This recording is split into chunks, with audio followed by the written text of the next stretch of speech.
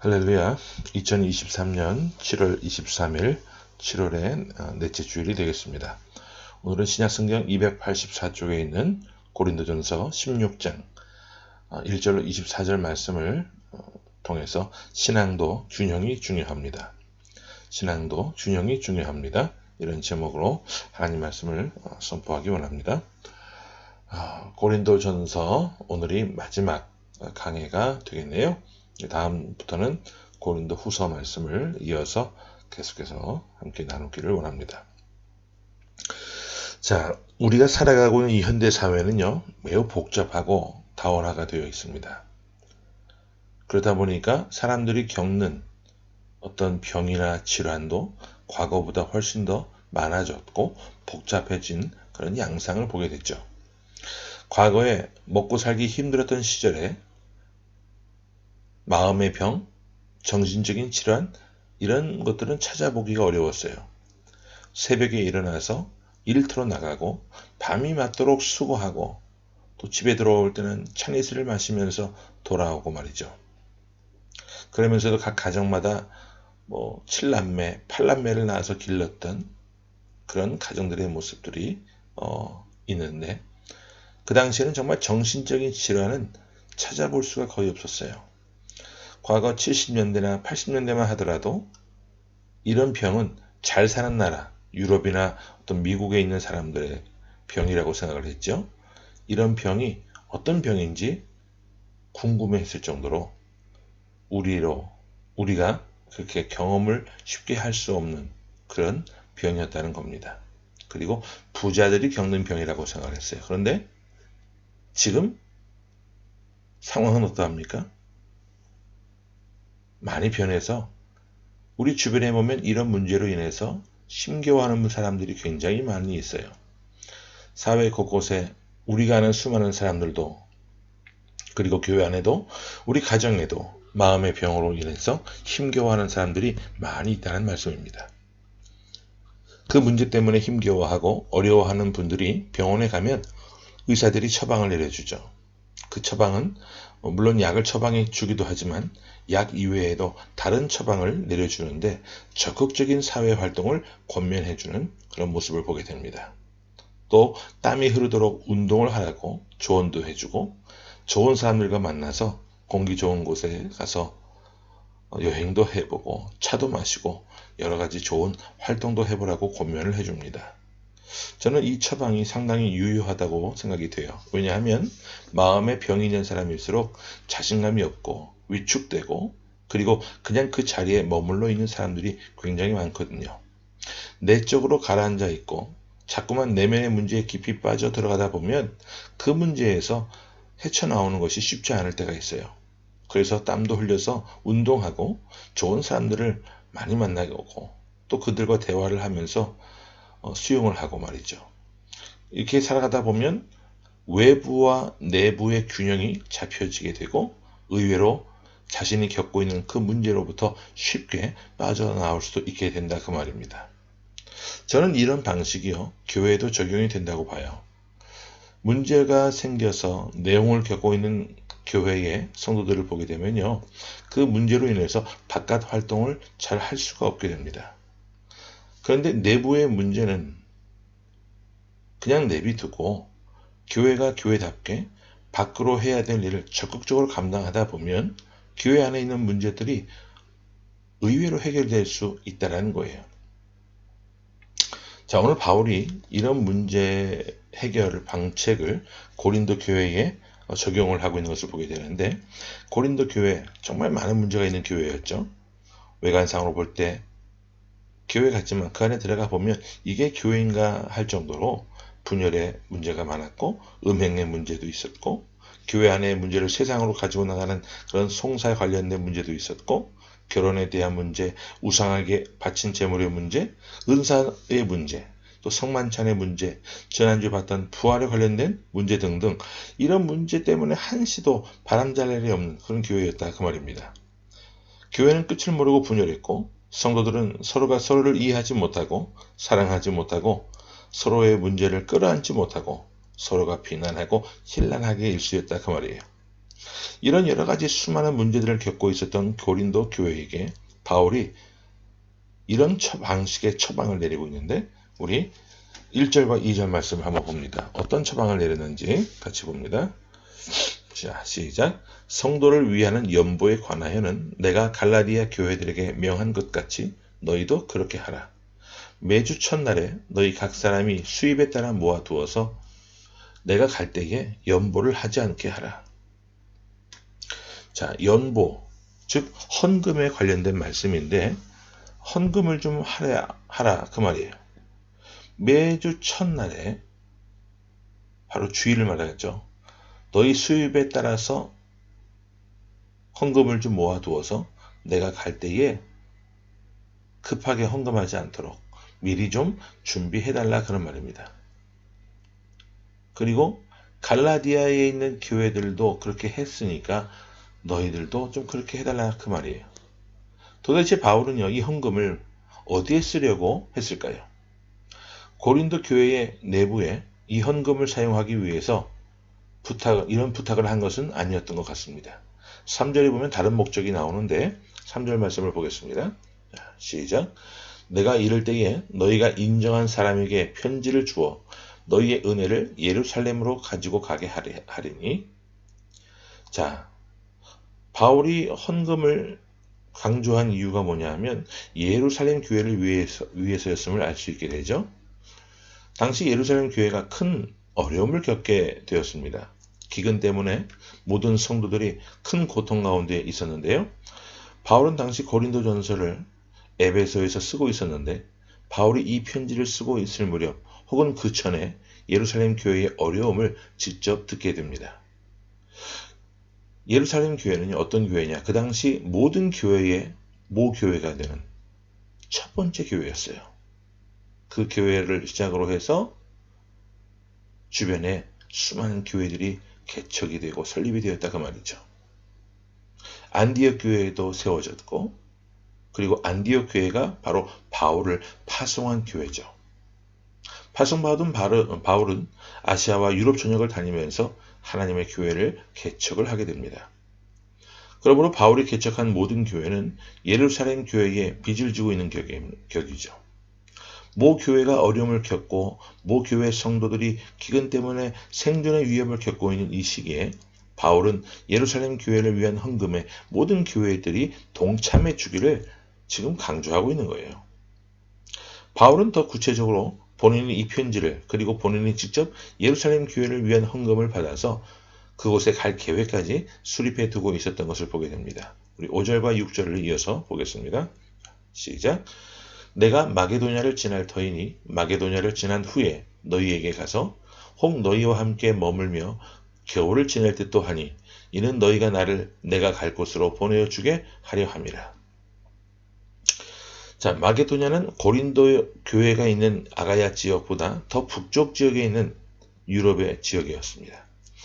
여기 마게도냐를 지난다. 이 말은 뭐냐 하면 데살로니가 교회도 지나가고 빌립보 교회도 지나가고 베레아 교회도 지나간다는 뜻입니다. 이곳을 지나서 너희에게 갈 터이니 너희는 내가 요청한 헌금을 미리 좀 준비해 두거라.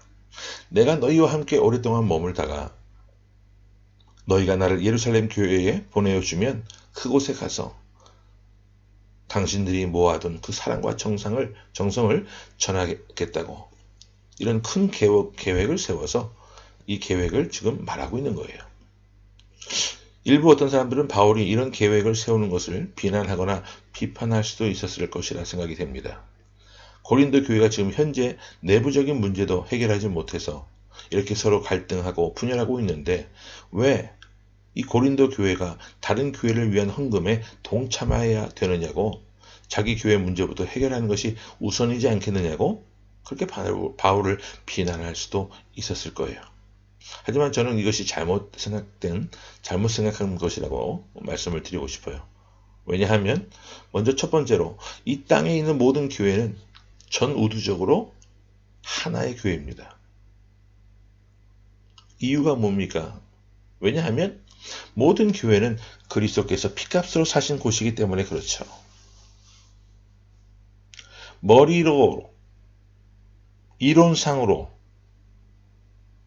교리적으로 이것을 알고 있고 그렇게 배워왔고 그렇게 시인합니다. 그런데 현실은 어떠하죠? 너무 개교회주의가 팽배해 있습니다. 교회가 분열하고 교회가 나눠지고 교회가 서로 개교회주의를 주장하는 이런 모습이 너무나도 강해요.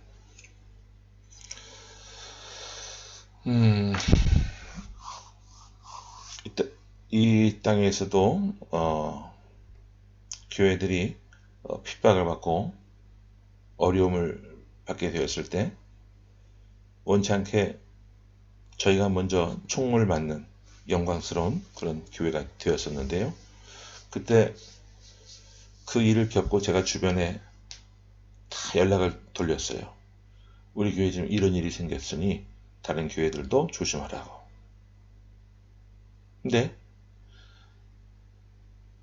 그런 큰일이 생기니까 두 가지 모습이 보이더라고요. 두 가지 모습. 하나는 뭐냐 하면 서로 걱정해주고 안부를 전하고 위로해주고요 말이죠. 또 어떻게든 보듬어 안고 도와주려고 하는 형제의식을 갖고 함께 하려고 하는 그런 주의 종들이 있었고요. 또 한 부류의 모습은 어떠했느냐? 도망가기 급급했어요. 숨은 사람도 있었고 한국으로 도망간 사람도 있었어요. 교회 식구들 성도들 안전에도 없지. 지금도 버젓이 두 사람이 남아있는데 실명은 거론하지 않겠습니다. 여러분, 근데 또 가슴 아픈 것이 그런 어려운 시절을 겪고 나서 살아남아있는 교회들이요. 하나가 되지 못한다는 거죠. 자기들 살 길들만 찾아가요. 개교의 중심, 그 주의가 너무나도 마음 깊이 박혀 있어요.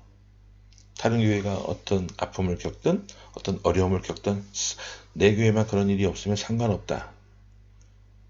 여러분, 이게 지금 이 땅의 현실입니다. 얼마나 답답한 현실이에요. 정말 교회는요, 다른 교회의 불행이 곧 우리의 불행이라는 그런 인식이 있어야 됩니다. 다른 교회가 잘 되면 우리도 함께 기뻐하고, 다른 교회가 힘겨워하게 되면 우리도 함께 아파하면서 기도해주는. 왜? 모든 교회는 그리스도의 몸된 교회이기 때문에 한 공동체임을 기억하는 것이 참 중요하다 그 말이에요. 또한 동시에 바울이 고린도 교회의 문제를 해결하기 위한 방편으로 말씀을 통해서 그들이 가지고 있는 문제를 하나하나 지적하고 처방을 제시하고 있는, 이제는 너희가 교회다운 교회가 좀 되어라. 너희가 지금 언제까지 너희 내부의 문제로 머물러 있을 것이냐. 이제는 교회의 본 모습을 회복하여서 손을 밖으로 뻗어 나가라. 밖으로 발걸음을 옮겨라. 시선을 밖으로 향하면 너희들의 문제가 훨씬 더 해결되기 쉬울 것이다. 이런 권면을 하고 있는 거예요. 이 두 가지 측면에서 바울이 제시하는 이 처방은 굉장히 유효했다고 생각이 됩니다. 여기서 한 예화를 말씀드리고 싶은데, 예수님 시절에 한쪽 손 마른 사람이 있었어요. 손이 마르라 있으니까 사람들을 대하는 그런 대인 관계가 원만하지 않게 되었죠. 자신이 없고 항상 손을 붕대로 돌돌 마르고 가슴팍에 넣고 다녔고요. 또 그러다 보니까 늘 사람들을 피해 다니고 말이죠. 자신감이 없었어요. 자, 근데 우리 예수님께서 그 사람을 어떻게 치유해 주셨습니까? 사람들이 많이 모이는 회당에서, 그것도 안식일에 한쪽 손 마른 사람을 사람들 한가운데 세우셨습니다. 그리고 너의 손을 내밀어 보라고 말씀하시죠. 왜 그렇게 하셨을까요? 어떤 사람들은 이 모습을 보면서 우리 주님 너무 잔인하시다고 이야기할 수도 있을 겁니다.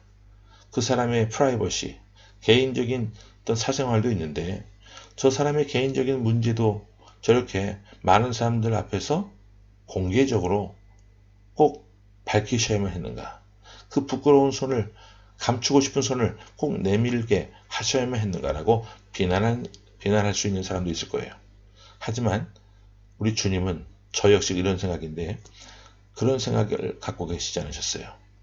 내면의 문제가 그의 영혼을 곪게 만들고 자꾸만 그 문제 때문에 가라앉는 것을 이제는 가만히 내버려 두시지 않고 떨쳐낼 수 있도록, 사람들 앞에 당당하게 나설 수 있도록 그렇게 하는 것이 우리 주님의 처방이었고 명령이었다 그 말입니다.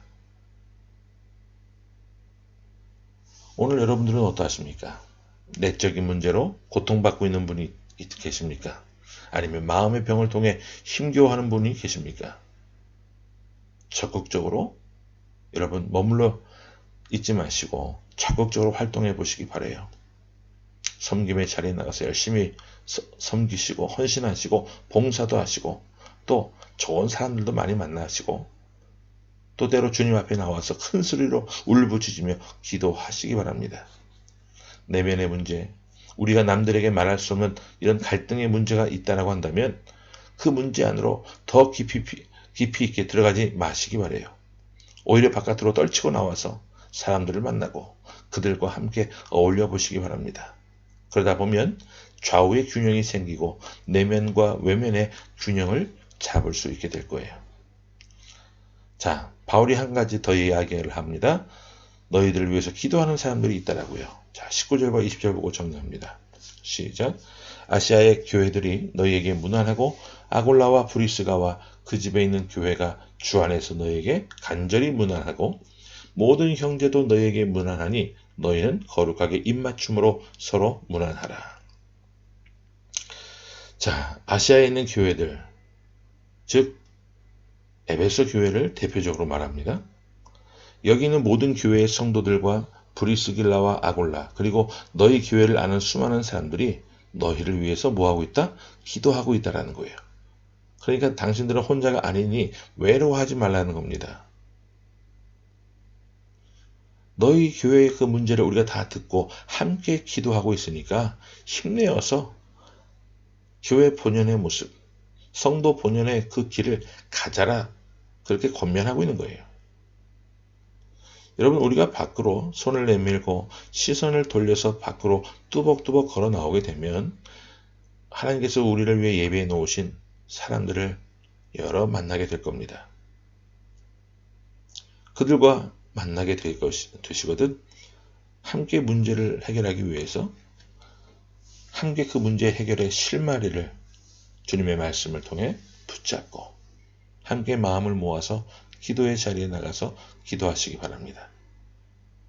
그러다 보면 자연스럽게 봄날에 눈이 녹는 것처럼 어느 한순간 내 마음을 짓누르고 내 마음 한켠을 아프게 했던 그 문제들이 자연스럽게 해결되고 마음의 기쁨을 또한 생기를 되찾는 자신의 모습을 볼 날이 오게 될 줄로 믿습니다. 그래서 신앙생활도 내적인 모습, 또 외적인 모습 이런 모든 것들이 균형 잡힌 신앙생활이 될 수 있도록 여러분들 더 힘을 내어서 하나님이 원하시는 모습으로 늘 승리할 수 있는 저와 여러분의 모습이 되기를 간절히 주의 이름으로 축원합니다. 아멘. 함께 기도합니다. 고마우신 아버지 하나님, 은혜를 감사합니다. 더위가 점점 심화되어가는 이 여름날 하나님 우리의 건강을 또 지켜주셔서 오늘도 하나님 예배 자리로 우리의 삶을 인도하셨고 또 이끌어 주심에 감사드립니다. 하나님 간절히 바라옵기는 우리의 신앙이 한쪽 측만 강조하고 한쪽 날개만 발달하는 것이 아니라 양쪽이 다 모든 것이 균형 잡혀 있는 신앙이 될 수 있도록 하나님 함께하여 주옵소서. 균형 잡힌 신앙생활을 통해서 더 활력 있고 생기 있는 그런 우리의 삶의 모습이 되게 하시고 그런 삶을 통해서 하나님이 원하시는 방면에 아름답게 쓰임받을 수 있던 저희들 되게 하여 주옵소서. 특별히 바울이 오늘 연보에 대한 말씀을 고린도교회 성도들에게 전해주는 그 말씀을 우리가 함께 나누었는데, 우리가 헌금에 대한 자세도 다시 한번 되새겨보게 하여 주시고, 미리 준비하고 미리 정성껏 준비하고 인색함으로 하지 않고, 정말 내가 드린 이 작은 예물을 통해서 하나님이 어떻게 일하시고, 또 하나님께서 어떤 열매를 맺게 하시고, 또 하나님께서 내가 드린 이것을 통해서 어떤 방면에 선하게 사용하시는지를 목도하게 하셔서 하나님 앞에 더 깊이 있는 모습으로 감사하며 더 드릴 수 있고 더 헌신할 수 있는 우리의 모든 모습이 될 수 있도록 하나님 저에게 믿음을 더하여 주옵소서. 살아계신 예수 그리스도의 이름으로 감사하며 간절히 기도하옵나이다. 아멘.